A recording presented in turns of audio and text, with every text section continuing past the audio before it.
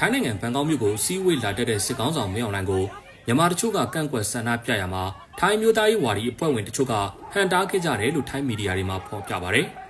။ကန့်ကွက်မှုတွေကြားကဘင်းစတက်အစည်းအဝေးခန်းမှာရောက်လာခဲ့တဲ့မြန်မာစစ်ကောင်ဆောင်ကိုထိုင်းနိုင်ငံကြောင့်မြန်မာရွှေပြောင်းလူသားများကုစားပြုအဖွဲ့ Bright Future ကဘန်ကောက်မြို့ကုလသမဂ္ဂရုံးရှိမှာဒီကနေ့မနက်ပိုင်းကကန့်ကွက်ဆန္ဒပြဖို့ပြင်ဆင်နေချိန်မှာထိုင်းမျိုးသားရေးဝါဒီတွေကဟန်တားခဲ့ကြတာပါ။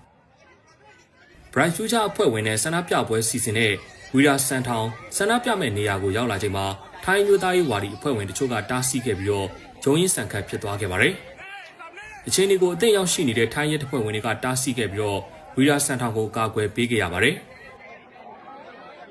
ထိုင်းမျိုးသားရေးဝါဒီအဖွဲ့ဝင်တချို့ဟာကုလအဆောက်အုံအနီးကိုအတန်ချက်ဆက်ပါဝင်တဲ့ထရက်ကားပေါ်ကနေလည်းတံပြန်ဆန္ဒပြခဲ့ကြပါတယ်။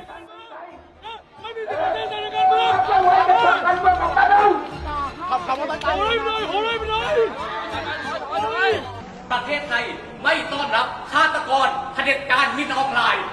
การประชุมครั้งนี้เปื้อนไปด้วยเลือดของคนบริสุทธิ์กว่า 6,000 คนဘင်းစတက်အစည်းအဝေးတက်လာတဲ့စစ်ကောင်ဆောင်ကိုအစည်းအဝေးပြုလုပ်ရာဘန်ကောက်မြို့ရှန်ဂရီလာဟိုတယ်မှာလည်းထိုင်းကျောင်းသားလူငယ်တို့ကဆန္ဒပြခဲ့ပါတယ်လူသက်သမားအာနာရှင်မင်းအောင်လှိုင်ကိုထိုင်းနိုင်ငံကမကြိုးဆိုကြောင်းအခုကျင်းပတဲ့ဘင်းစတက်အစည်းအဝေးဟာလည်းသွေးစွန်းတဲ့အစည်းအဝေးဖြစ်ကြောင်းအဲ့ဒီကျောင်းသားကအဟိဆန္ဒပြခဲ့တာပါဒီအစည်းအဝေးထဲမှာရှိတဲ့ခင်ဗျားတို့တယောက်မှမရှက်ကြဘူးလားဒီမိုကရေစီအရေးလို့ပြောပြီးတော့အပြစ်မဲ့တဲ့ရက်သားတွေတက်နေတဲ့အာဏာရှင်ကောင်နဲ့ညစာစားနိုင်ကြလားလို့လဲဆန္ဒပြကျောင်းသားလူငယ်ကအော်ဟစ်မေးခွန်းထုတ်ခဲ့ပါတယ်စစ်အာဏာသိမ်းတာနိုင်ငံအတွင်းလူ့အခွင့်အရေးချိုးဖောက်မှုတွေကျူးလွန်တာစတာတွေကြောင့်အာဆီယံထိပ်သီးအစည်းအဝေးတွေတက်ခွင့်ပိတ်ပင်ခံရတဲ့စစ်ကောင်ဆောင်ဟာထိုင်းအစိုးရရဲ့ဖိတ်ကြားမှုနဲ့ဘင်းစတက်အစည်းအဝေးကိုတက်ခွင့်ရခဲ့တာပါ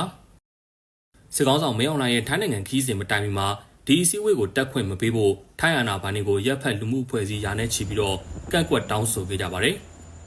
စစ်ကောင်ဆောင်ထိုင်းရောက်နေစဉ်မှာလည်းကန့်ကွက်ဆန္ဒပြမှုတွေနဲ့ထပ်ကြုံခဲ့ရတာပါစစ်ကောင်ဆောင်မင်းအောင်လှိုင်ကတော့ဘင်းစတက်အစည်းအဝေးမပြီးမီမနေ့ကည9:00 နာရီမှာပဲထိုင်းနိုင်ငံကနေမြန်မာနိုင်ငံကိုပြန်သွားခဲ့ပါတယ်ခင်ဗျာ။